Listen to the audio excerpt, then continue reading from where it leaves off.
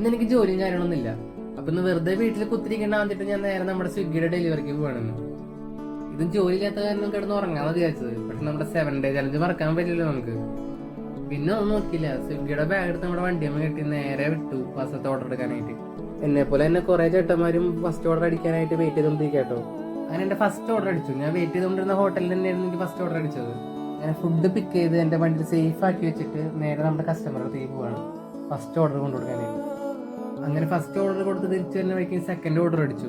Second order കൊടുത്ത് വരുന്ന വഴിക്ക് തേർഡ് ഓർഡർ എനിക്ക് അടിച്ചു. ഈ 3 ഓർഡർ അടിച്ചതിന് ശേഷം പിന്നെ എന്റെ ഫോൺ അനങ്ങിയിട്ടില്ല എന്നുള്ളതാണ്. ഞാനിരിഞ്ഞാലക്കൂടെ ലൊക്കേഷനാണ് സ്വിഗ്ഗി ഓടുന്നത്.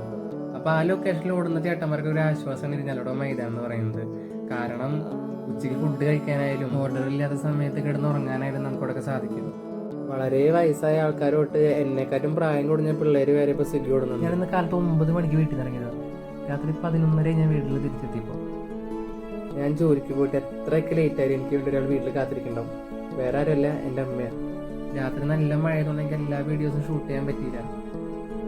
അപ്പം നല്ലൊരു നാളൊക്കെ ആയിട്ട് എല്ലാ കൂട്ടുകാർക്കും ടാറ്റാ.